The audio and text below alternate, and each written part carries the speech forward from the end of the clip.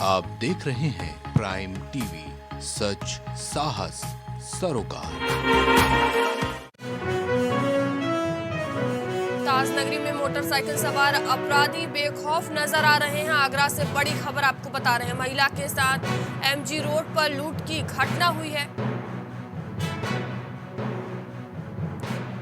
School से लौटते वक्त वारदात को अंजाम दिया गया। बड़ी खबर आपको आगरा से बता रहे हैं। लूटपाट के बाद महिला को गंभीर चोटें आईं।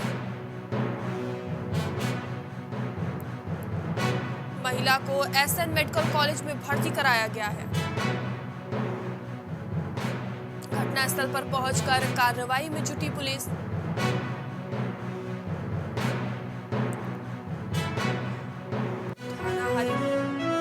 कहाँ से आ रहे थे और कहाँ क्या पूरा मामला है? सेंट फ्रांसिस से आ रहे थे और सेंट जॉन के पास का मामला है।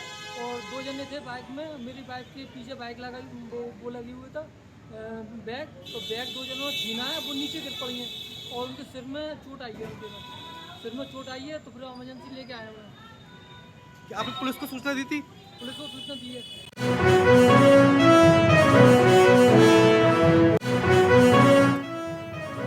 राम मनोहर लोहिया अस्पताल में बड़ी लापरवाही देखने को मिली है। लखनऊ से आपको खबर बता रहे हैं। लोहिया अस्पताल में कैंटीन में चूहों का आतंक देखने को मिला है। अस्पताल की कैंटीन में चूहों की भरमार है। मरीजों और तीमारदारों की सेहत से खिलवाड़ किया जा रहा है। अस्पताल प्रशासन अनदेखी कर रहा है। बड़ी खबर आपको लखनऊ से बता रहे हैं। राम मनोहर लोहिया अस्पताल में बड़ी लापरवाही देखने को मिली है। लोहिया अस्पताल में कैंटीन में चूहों का आतंक देखने को मिला है। अस्पताल की कैंटीन में चूहों की भरमार नजर आई है। मरीजों और तीमारदारों की सेहत से खिलवाड़ किया जा रहा है। इस खबर पर हमारे संवाददाता विवेक हमसे जुड़ेंगे। विवेक, राम मनोहर लोहिया अस्पताल में बड़ी लापरवाही देखने को मिली है। अस्पताल की कैंटीन में चूहों का आतंक है, क्या कुछ पूरा मामला है? देखिए मयूरी, हर अस्पताल प्रशासन की अपनी एक कैंटीन होती है। वहाँ की अलग व्यवस्थाएं होती हैं। जो तीमारदार होते हैं, जो मरीज होते हैं, ताकि उनको जरूरी सुविधाओं के लिए काफी दूर भटकना ना पड़े। और लोहिया अस्पताल में भी जो कैंटीन है, लेकिन यहाँ पे एक कैंटीन में बड़े बड़े चूहों का आतंक जो है फैल गया है। और अस्पताल प्रशासन जो है इसको गंभीरता से नहीं ले रहा है। इन चूहों के जरिए तमाम प्रकार के कई रोग जो है वो एक दूसरे से संपर्क में आने से फिर फैल सकते हैं। और कई तरह की, जैसे अस्पताल प्रशासन में ओपीडी में भी चूहों की भरमार की बात की जा रही है। और अस्पताल प्रशासन इसे लगातार अनदेखा कर रहा है, जो तीमारदारों और मरीजों की सेहत के साथ खिलवाड़ है। जी धन्यवाद विवेक तमाम जानकारियों के लिए।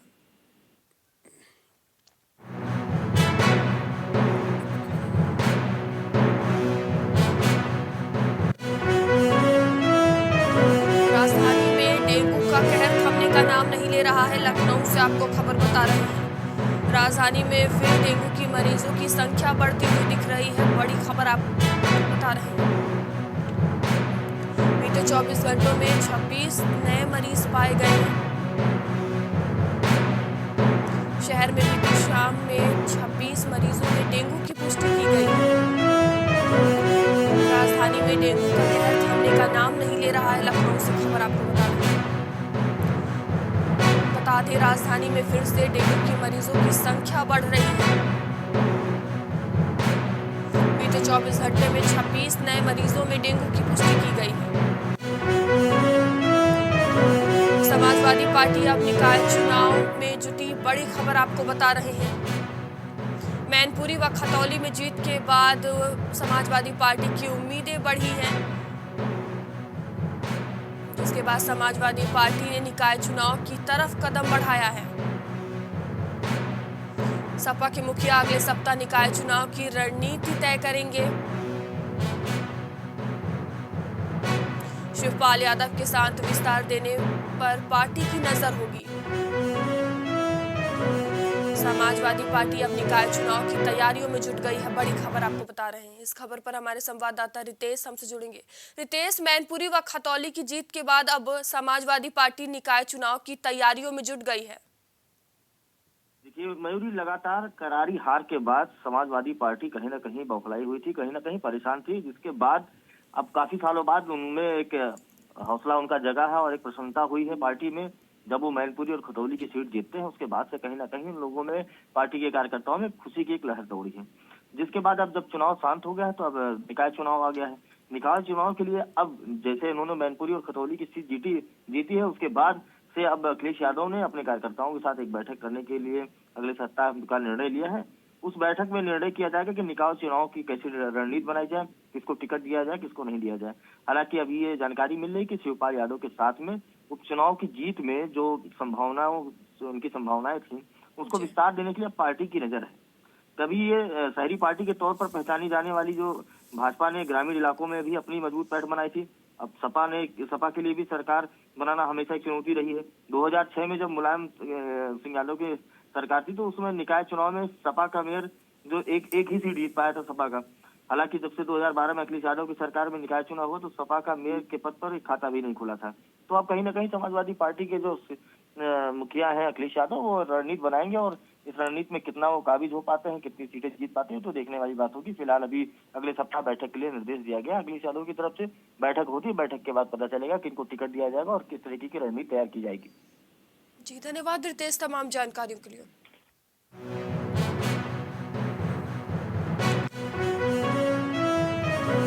कांग्रेस निकाय चुनाव की तैयारियों में जुटी, बड़ी खबर आपको बता रहे हैं।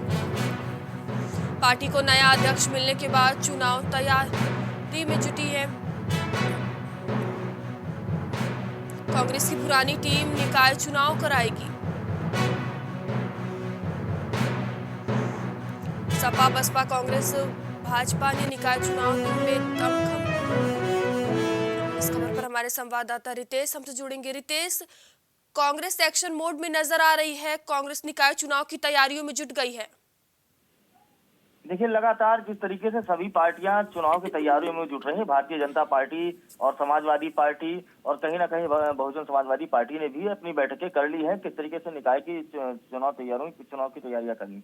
तो कहीं ना कहीं कांग्रेस भी अपना दमखम आजमाने के लिए मैदान में उतरने वाली है। ऐसी जानकारी मिल रही कि जो कांग्रेस की पुरानी टीम थी वही अब निकाय चुनाव की निगरानी करेगी, उसी के देखरेख में चुनाव होगा। हालांकि जब पिछली बार जो अजय कुमार लल्लू ने जो अध्यक्ष है प्रदेश के, उसके बाद उनसे इस्तीफा ले लिया गया था। अब नए जो यूपी के कांग्रेस अध्यक्ष बने ब्रजलाल खाबरी, इनके रूप में एक नया अध्यक्ष भले ही मिल गया हो, लेकिन खाबरी को नई टीम कांग्रेस के राष्ट्रीय अधिवेशन के बाद ही मिलेगी और यूपी में बनाए गए 6 प्रांतीय अध्यक्ष को भी प्रदेश कार्यकारिणी गठित होने तक अपनी टीम नहीं बना पाएंगे। फिलहाल अभी जो जानकारी मिल रही है वो कांग्रेस की पुरानी टीम ही इस निकाय चुनाव की तैयारियों में जुटा हुआ है, वही चुनाव करवाएगी। अब आगे देखना होगा कि किस तरीके की तैयारियां होती हैं। सभी पार्टियां जुटी हैं, कांग्रेस भी इसमें अपना हाथ साफ करने में लगी हुई है। जी धन्यवाद रितेश तमाम जानकारियों के लिए।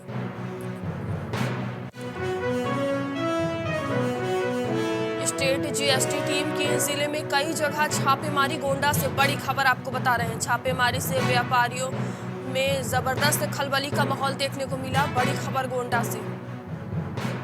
छापेमारी के चलते व्यापारियों ने दुकानें बंद की। कटरा बाजार की अमर मोटर टीम पहुंची थी।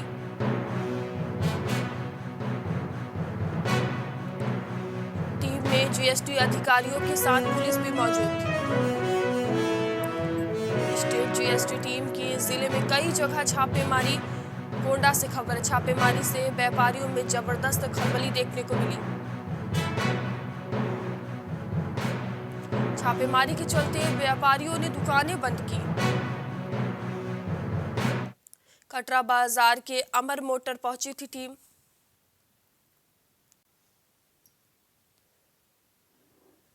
टीम में जीएसटी अधिकारियों के साथ पुलिस भी मौजूद थी। इस खबर पर हमारे संवाददाता अनिल हमसे जुड़ेंगे। अनिल, गोंडा में स्टेट जीएसटी टीम ने जिले में कई जगह छापेमारी की, क्या वजह रही छापेमारी की, क्या कुछ पूरा मामला है? मैं बताते बड़ी जी कि जीएसटी की कई जिलों में छापेमारी हुई है। छापेमारी के दौरान सभी दुकानदार अपनी दुकान बंद करके निकल गए, लेकिन कटरा बाजार शुक्रवार को एक दोपहर लगभग 2 बजे वाली टीम कटरा बाजार में पहुंची। वहां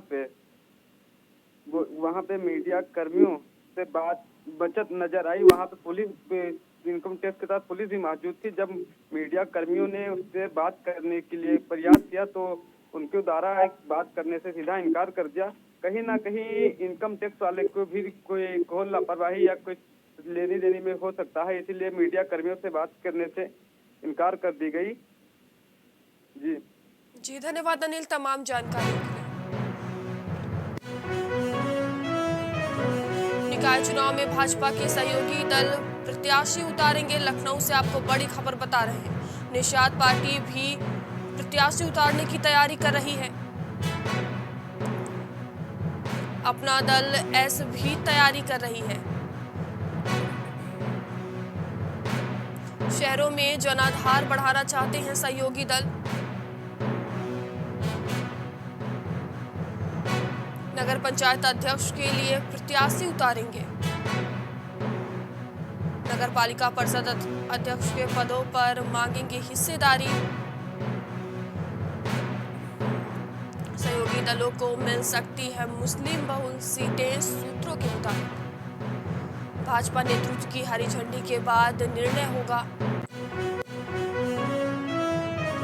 बाराबंकी समेत 19 राजकीय महाविद्यालय में लाइब्रेरी बनेगी। लखनऊ से बड़ी खबर आपको बता रहे हैं। ई लाइब्रेरी के लिए शासन में 10 लाख रुपए जारी किए। ई लाइब्रेरी शुरू होने से सूचना व अध्ययन सामग्री में भी उपलब्ध होगी। छात्र छात्राओं को ई लाइब्रेरी सुविधा मिल सकेगी। विशेष सचिव उच्च शिक्षा ने उच्च निर्देशक को जारी किया। बाराबंकी समेत 19 राजकीय महाविद्यालय में लाइब्रेरी बनेगी, बड़ी खबर आपको बता रहे हैं। ई लाइब्रेरी के लिए शासन में 10 लाख रुपए जारी किए। ई लाइब्रेरी शुरू होने से सूचना व अध्ययन सामग्री हो सकेगी उपलब्ध।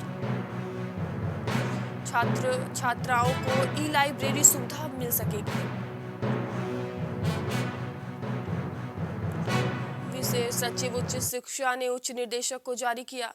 इस खबर पर हमारे संवाददाता रितेश हमसे जुड़ेंगे। रितेश, बाराबंकी समेत 19 राजकीय महाविद्यालय में लाइब्रेरी बनेगी, क्या कुछ पूरी जानकारी है इसको लेकर? की जिस तरीके से जानकारी मिल रही है कि जो विशेष सचिव उच्च शिक्षा गिरीश कुमार त्यागी हैं, उच्च शिक्षा निदेशक को ये जारी किए हैं निर्देश कि बाराबंकी समेत 19 राजकीय महाविद्यालयों में लाइब्रेरी बनाने का कार्य करें, जिसके लिए 10 लाख रुपए आवंटित भी कर दिए गए। तो कहीं ना कहीं अब विद्यार्थियों को लाइब्रेरी शुरू होने से जो छात्र छात्राएं हैं उन्हें जरूरत के अनुसार जो सूचना व अध्ययन सामग्री उपलब्ध हो पाएगी। हालांकि अभी तक जो लाइब्रेरी हुआ करती थी वो कहीं ना कहीं किताबों से गदा रहता था, दीमक खाते रहते थे, तो वो समस्याओं का अंबार होता था और वो कहीं ना कहीं अव्यवस्थाएं भी फैलती थी और नुकसान भी होता था।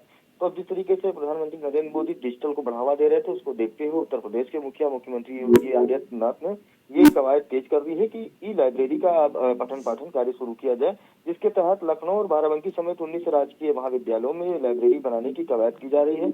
अब ई लाइब्रेरी के लिए शासन में 10 लाख रुपए जारी किए हैं। अब ई लाइब्रेरी शुरू होने से छात्र छात्राओं को जरूरत के अनुसार उनके सूचना और अध्ययन की सामग्री आदान प्रदान हो सकेगी और उच्च शिक्षा के लिए उनके लिए जन उपयोगी भी हो पाएगी। जी धन्यवाद रितेश तमाम जानकारियों के लिए।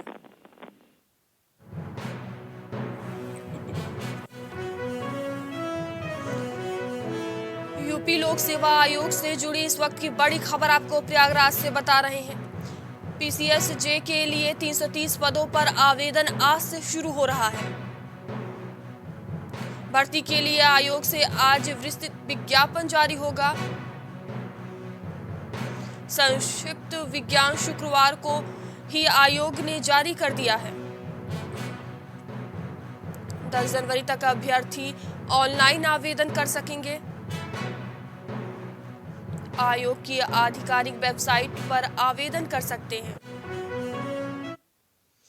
इस खबर पर हमारे संवाददाता रितेश हमसे जुड़ेंगे।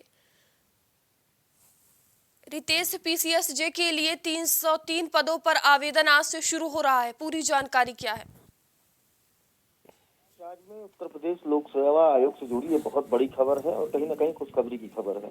जो विद्यार्थी पीसीएसजे के लिए तैयारी कर रहे थे उनके लिए 303 पदों पर आवेदन आज से शुरू हो गए हैं और इस भर्ती प्रक्रिया के लिए आयोग से आज ही विस्तृत विज्ञापन जारी कर दिया गया है। संक्षिप्त विज्ञापन शुक्रवार को ही आयोग ने जारी कर दिया था। हालांकि 10 जनवरी तक अभ्यर्थी इस ऑनलाइन का आवेदन कर सकेंगे। आयोग की जो आधिकारिक वेबसाइट है उस पर अभ्यर्थी जो भी है वो जाकर के वेबसाइट पर अपना आवेदन कर सकते हैं। फिलहाल अभी जो जानकारी मिल रही है वो यूपी लोक सेवा आयोग से जुड़ी बहुत बड़ी खबर है, बहुत बड़ी खुशखबरी की खबर है और 303 पदों के लिए आवेदन आज से शुरू किया जा रहा है। जिन भी अभ्यर्थियों को ये आवेदन करना है वो कर सकते हैं। हालांकि उत्तर प्रदेश सरकार ने लगातार कहीं न कहीं किसी चीजों को और भर्तियों को निकालने की कवायद तेज करी है। उस क्रम में प्रयागराज में यूपी लोक सेवा आयोग से जुड़ी ये बहुत बड़ी खबर है। पीसीएसजे के लिए 303 पदों पर आवेदन आज से शुरू कर दिया गया है 10 तारीख को। धन्यवाद रितेश तमाम जानकारियों के लिए।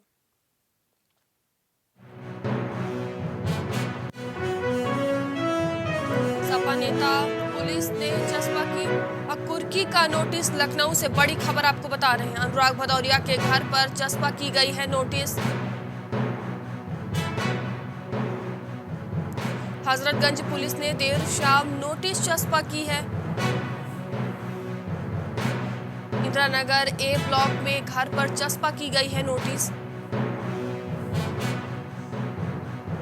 चिन्हट के फार्म हाउस पर नोटिस जसपा की गई। नोटिस में कहा गया कि हाजिर नहीं होने पर कुर्क की जाएगी संपत्ति। सपा नेता के घर पुलिस ने कुर्की की नोटिस चस्पा की है। लखनऊ से आपको बड़ी खबर बता रहे हैं। अनुराग भदौरिया के घर पर नोटिस चस्पा की गई है। इस खबर पर हमारे संवाददाता रितेश हमसे जुड़ेंगे। रितेश, सपा नेता अनुराग भदौरिया के घर कुर्की की नोटिस चस्पा की गई है, क्या कुछ पूरी जानकारी है? देखिए मयूरी, मैं आपको बता दूं कि सूबे के मुखिया मुख्यमंत्री योगी आदित्यनाथ और उनके गुरु के ऊपर एक अभद्र टिप्पणी की गई थी और 11 नवंबर को एक टीवी न्यूज चैनल के दौरान डिबेट के दौरान अनुराग भदौरिया ने मुख्यमंत्री योगी आदित्यनाथ और उनके गुरु के ऊपर एक अभद्र टिप्पणी किए थे, जिसके मामले में एक भाजपा प्रवक्ता हीरो वाजपेयी ने अनुराग भदौरिया के खिलाफ हजरतगंज थाने में एक केस दर्ज करवाया था, जिसको लेकर के पुलिस इनकी सरगर्मी से तलाश कर रही है। अब समाजवादी पार्टी के नेता अनुराग भदौरिया के घर पर पुलिस ने चस्पा किया है कुर्की का नोटिस। कारण ये है कि ये हाजिर नहीं हो रहे। हाजिर न होने की वजह से इनके इंदिरानगर ए ब्लॉक स्थित हुआ घर चिन्हट के फार्म हाउस पर भी कुर्की की नोटिस चस्पा की गई है। उसके बावजूद भी अनुराग भदौरिया हाजिर नहीं हो रहे हैं। अब देखने वाली ये बात होगी कि अनुराग भदौरिया कब तक भागते हैं। पुलिस पीछा करती है तो इस तरीके अभद्र टिप्पणियों से बचना चाहिए हालांकि नेताओं को, लेकिन जिस तरीके से मुख्यमंत्री योगी आदित्यनाथ और उनके गुरु के ऊपर अभद्र टिप्पणी की गई थी, कहीं ना कहीं शर्मनाक बात की है। इसके लिए सूबे के मुखिया ने अपने अधिकारियों को निर्देशित भी किया था कि देखा जाए, इस पर सख्त कार्रवाई की जाए। हालांकि भाजपा प्रवक्ता ने इस पर खिलाफ दर्ज मुकदमा भी करा गया था, जिसके लिए पुलिस इनको जगह जगह तलाश कर रही है। ना मिलने पर कुर्की का नोटिस चस्पा किया गया है। अब आगे मिलने के बाद जो विधिक कार्रवाई होगी की जाएगी, वो सभी लोग देखेंगे कैसे होता है। जी धन्यवाद रितेश तमाम जानकारियों के लिए। हर जिले में वेटलैंड विकसित किए जाएंगे। लखनऊ से आपको बड़ी खबर बता रहे हैं। ओडीओपी स्कीम के तर्ज पर वेटलैंड उपलब्ध होंगे। वन डिस्ट्रिक्ट वन वेटलैंड का प्रस्ताव उपलब्ध कराने के निर्देश दिए गए हैं।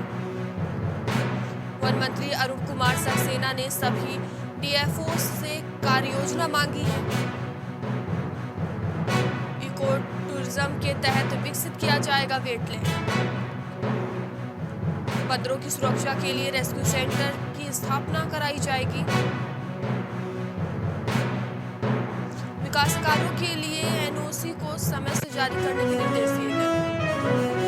हर जिले में विकसित किए जाएंगे वेटलैंड। लखनऊ से खबर है। इस खबर पर हमारे संवाददाता रितेश जुड़ेंगे। रितेश, हर जिले में वेटलैंड विकसित किए जाएंगे, क्या कुछ सहूलियत मिलेगी, क्या कुछ पूरी जानकारी है? देखिए, जिस तरीके से ओडीओपी स्कीम के तर्ज पर वन डिस्ट्रिक्ट वन वेटलैंड का प्रस्ताव उपलब्ध कराने के निर्देश दिया गया है वन मंत्री अरुण कुमार सक्सेना ने, तो जाहिर सी बात है इको टूरिज्म के तहत विकसित किया जाएगा वेटलैंड को। बंदरों की सबसे बड़ी खासतौर पर जो सुरक्षा के दृष्टि से देखा जाए तो रेस्क्यू के लिए तो इस सेंटर की कराई जाएगी स्थापना। विकास कार्यों के लिए भी दी जाने वाली एनओसी को समय से ही जारी करने के निर्देश दिए गए हैं। तो कहीं ना कहीं अब इस चीज को जरूर बढ़ावा मिलेगा, क्योंकि हर जिले में ये विकसित किए जाएंगे वेटलैंड। तो ये समस्याएं जो अभी आती थी फॉरेस्ट विभाग में, वो कहीं ना कहीं अब दूर होंगी। तो उसको देखते हुए वन मंत्री अरुण कुमार सक्सेना ने सभी डीएफओ से कार्य योजना मांगी है। ओडीओपी स्कीम के तर्ज पर वन डिस्ट्रिक्ट वन वेटलैंड का प्रस्ताव भी उपलब्ध कराने के निर्देश दिए गए। धन्यवाद रितेश हमसे जुड़ने के लिए।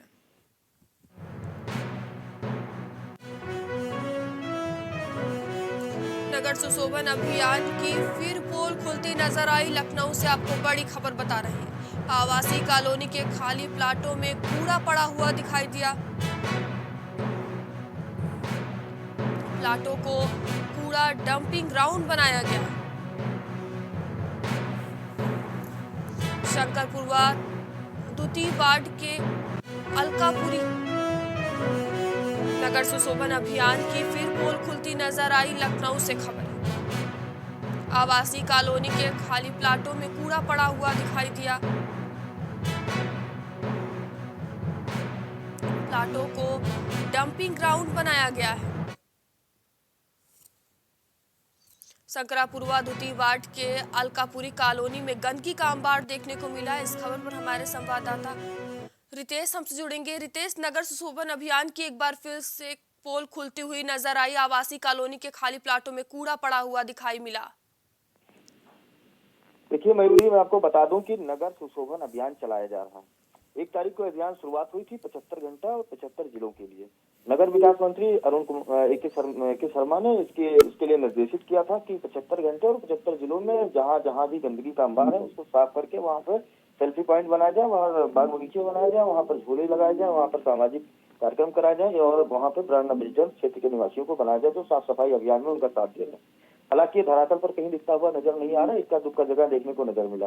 प्राइम टीवी लगातार इस खबर को प्रमुखता से दिखाता आ रहा है। कल ही दिखाया गया है, गोलम्बर थाना क्षेत्र के सामने बहुत बड़ा गंदगी का अंबार था। सेंट मेरी हॉस्पिटल के पीछे भी गंदगी का अंबार था, जिसको देखते हुए जब हमारी खबर प्राइम टीवी की खबर प्रसारित होने लगी तो हमसे काफी दर्शक जुड़ने लगे और दर्शक जब जुड़ने लगे तो वो खुद प्राइम टीवी को खबरें और फोटोज भेज रहे हैं गंदगी के अंबार का। वो ये फोटो भी प्राइम टीवी को भेजा गया है। उस पर साफ साफ ये बताया गया है कि अभी भी यहाँ पे साफ सफाई का कोई वो नहीं हुआ है। नगर आयुक्त किसी तरीके की कोई चीज सुन नहीं रहे हैं। ये आदिल नगर क्षेत्र का मामला है, शंकरपुरा द्वितीय वार्ड का। यहाँ पर प्लाट में कूड़ा डंपिंग बना दिया गया। हालांकि नगर आयुक्त इंद्रजीत सिंह की तरफ से कहा गया था कि अगर खाली प्लाट में भी कूड़ा पड़ा रहेगा तो प्लाट मालिक के ऊपर जुर्माना लगाया जाएगा, लेकिन ये भी धरातल पर कार्य कहीं दिखाई नहीं दे रहा। फिलहाल लखनऊ कूड़े का अंबार जगह जगह लगा हुआ है। अभी प्रमुख सड़कों पर अगर देख लिया जाए तो आज भी लगा हुआ है, लेकिन प्राइम टीवी प्रमुखता से इस अभियान को चला रहा है। जहाँ जहाँ गंदगी है लगातार दिखा रहा है और अपने दर्शकों से ये बार बार कह रहा है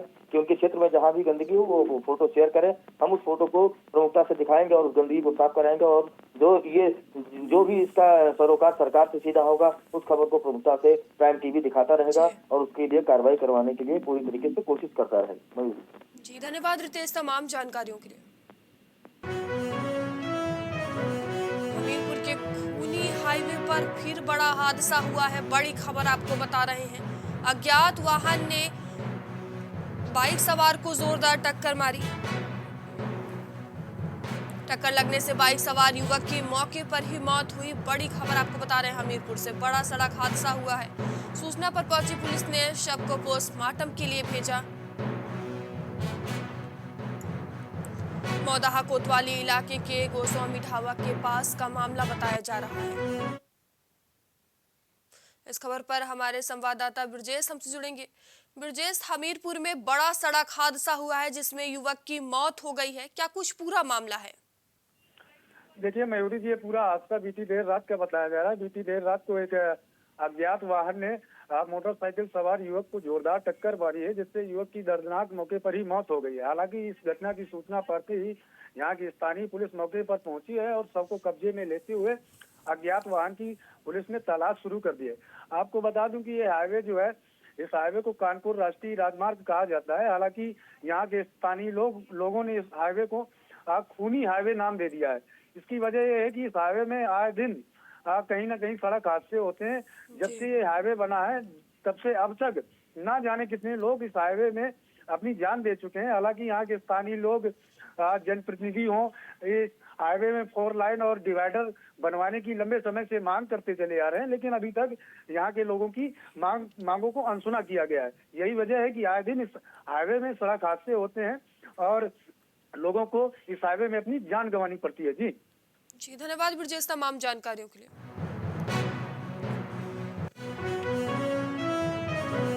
सीएम योगी ने गोरखपुर में जनता दरबार लगाया है, बड़ी खबर आपको बता रहे हैं। गोरखपुर मंदिर में जनता दरबार लगाया गया।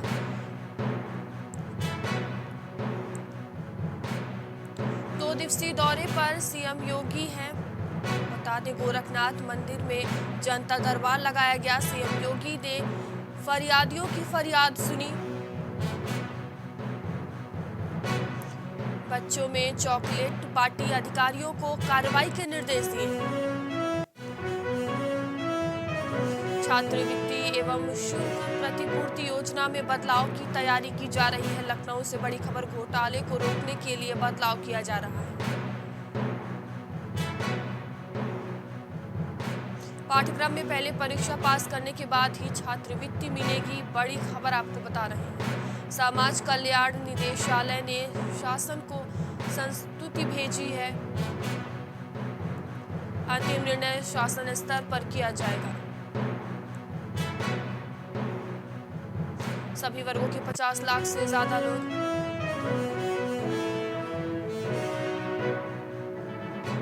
छात्रवृत्ति एवं शुल्क प्रतिपूर्ति को लेकर बदलाव की तैयारी की जा रही है। घोटाले को रोकने के लिए बदलाव किया जा रहा है।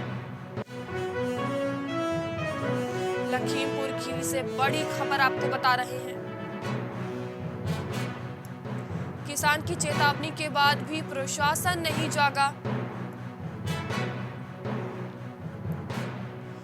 किसान नेता श्यामू शुक्ला ने आत्मदाह करने का प्रयास किया, बड़ी खबर आपको बता रहे हैं। किसान नेता ने खुद को आग लगाई,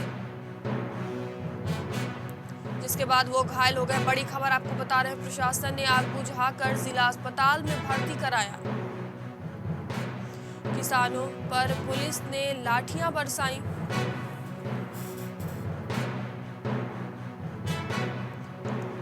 पुलिस ने किया आंसू गैस का प्रयोग।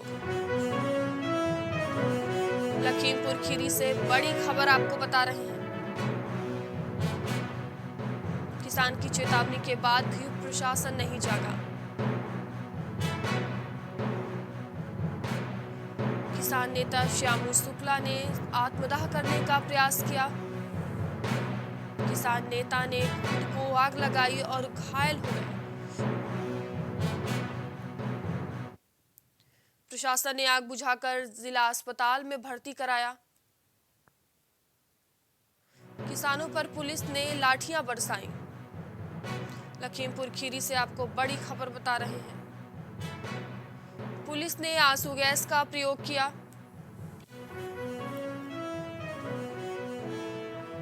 इस खबर पर हमारे संवाददाता धीरज हमसे जुड़ेंगे। धीरज, किसान की चेतावनी के बाद भी प्रशासन नहीं जागा था, जिसके बाद किसान ने आत्मदाह करने का प्रयास किया है, क्या कुछ पूरा मामला है? तो देखिए मयूरी जी, आपको बता दूं लखीमपुर खीरी के मैगलगंज कोतवाली क्षेत्र का मामला है, जहां पर करीब किसानों का जो है 60 दिन से धरना बराबर चल रहा था, जिसमें कई मांगे थी। पशुआ वीडियो का स्थानांतरण ट्रांसफर की मांग थी, जो भ्रष्टाचार में उनके कार्य हुए थे उनकी जांच की मांग थी।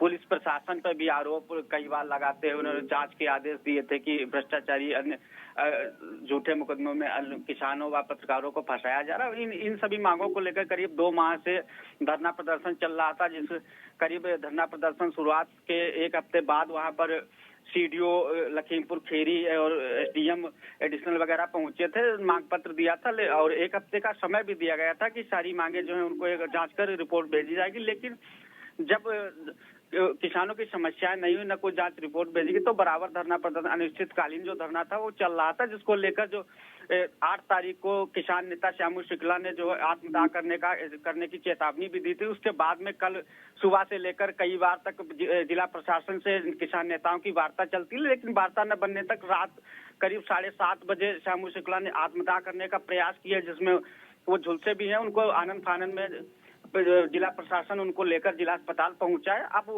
उनका जिला अस्पताल में इलाज करके अब क्या मामला अभी तक कोई सूचना, लेकिन जिस तरीके से बराबर 2 महीने से किसानों का धरना चल रहा था उसको लेकर ये एक बहुत ही बड़ी कि सरकार बराबर किसान हित अन्य बातें कह रही, लेकिन जहां तक 2 दिन से किसानों का धरना चल रहा था कोई भी ठोस कदम नहीं उठाया गया, तो जिसको लेकर आक्रोशित किसान हैं। जी धन्यवाद धीरज तमाम जानकारियों के लिए।